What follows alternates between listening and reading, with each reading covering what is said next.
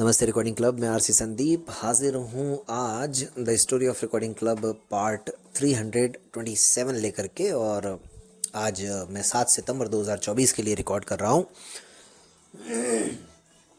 थोड़ा सा गला ऐसे ही है तो हो जाएगा धीरे धीरे ठीक। तो दोस्तों सुन रहे हैं आप रिकॉर्डिंग क्लब की कहानी, जिसमें हम बताते हैं कि कैसे रिकॉर्डिंग क्लब बना, कैसे यहाँ तक पहुँचा और कौन कौन सी मुश्किलों का सामना करते हुए, किन किन साथियों का साथ लेते हुए।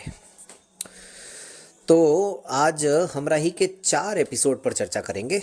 33, 34, 35 और 36। 32 तक तो हम चर्चा कर चुके हैं और इन दिनों हमराही के एपिसोड्स पर ही बात चल रही है। मैं आपको बताऊं,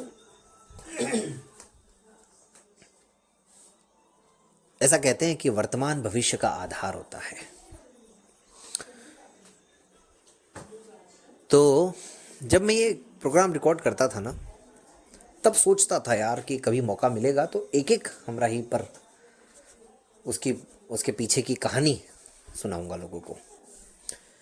तो मैं सोचता था लगभग 3-4 साल पहले, मौका मिल रहा है आज। और अब तक मैं 32 हमराही के जो कार्यक्रम हैं उनकी कहानियाँ आपको सुना चुका हूँ। तो 33वें कार्यक्रम में हमारे मेहमान थे इंदौर मध्य प्रदेश से कैलाश मालवीय जी और उनकी वाइफ, मेरे ख्याल में लीना जी शायद नाम है।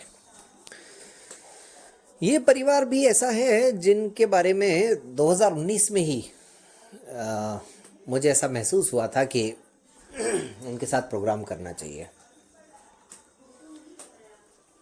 2019 में हमारा आबू में कन्वेंशन था। वहाँ अंतिम दिन जो सत्र हुआ था उसमें इस परिवार ने भी अपने अनुभव साझा किए थे। हालांकि इनको अनुभव साझा करते हुए बीच में रोकना पड़ा था, लेकिन क्योंकि संचालक उस समय इन्हीं के वहाँ के विनोद गढ़वाल जी थे, तो वो ज़्यादा बेहतर समझते थे कि ये बात अपनी किस तरह से रख पाएंगे। लेकिन इनकी जो जितनी देर इन्होंने अपनी कहानी बताई मुझे बड़ी इंटरेस्टिंग लगी।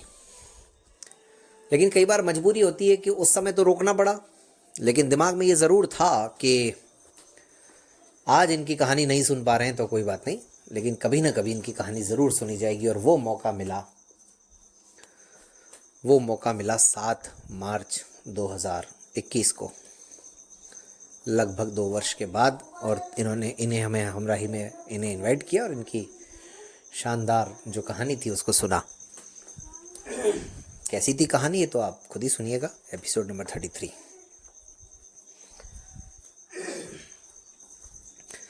मेरे साथ दोस्तों ऐसा बहुत बार हुआ। जैसे अभी पीछे मैंने एक परिवार के बारे में आपको कहानी सुनाई थी, अक्षिका जी और कल्पेश जी के बारे में।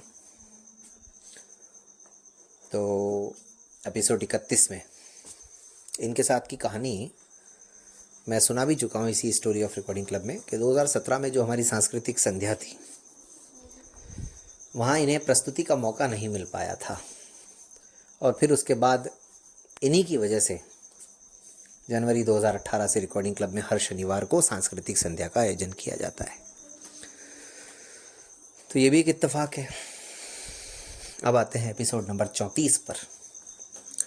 एपिसोड नंबर 34 में कमल किशोर जी आए थे और कमल जी ने खुद ही हमसे, शायद कमल जी और ममता जी, कमल जी की विशेष बात ये थी कि इन्होंने खुद ही हमसे चर्चा की थी कि भाई हमें इस कार्यक्रम में आना है। और इनके कार्यक्रम में एक ऐसी टिप्पणी आ गई थी जिस पे विवाद हो सकता था, हालांकि हुआ नहीं। तो मतलब कोई ऐसी बात उन्होंने बताई, उसके बाद में उस पर चर्चा परिचर्चा लंबी हो सकती थी मगर नहीं हुई। लेकिन खैर ठीक है, कुल मिला के कार्यक्रम रिकॉर्ड हुआ और अच्छा कार्यक्रम रिकॉर्ड हुआ। 35th प्रोग्राम में, 35वें कार्यक्रम में, अच्छा यहाँ पर एक बात और बता दूँ दोस्तों, मैंने जब 32वां कार्यक्रम किया था तो आपको बताया था कि पहली बार 31वें प्रोग्राम के बाद में मैंने ब्रेक लिया किसी भी कारण से, मजबूरी में, जैसे भी। लेकिन 35वें कार्यक्रम से पहले भी एक बार रविवार मिस हुआ, यानी 14 मार्च 2021 को प्रोग्राम नहीं हो पाया था। 21 मार्च 2021 को मेरे स्कूल के साथी, मेरे इलाके के भी साथी राकेश लोहार और उनकी वाइफ निवृत्ति जी के साथ में हमने ये प्रोग्राम रिकॉर्ड किया था। राकेश जी गवर्नमेंट जॉब में हैं और अब तो शायद उनकी वाइफ भी गवर्नमेंट जॉब में है।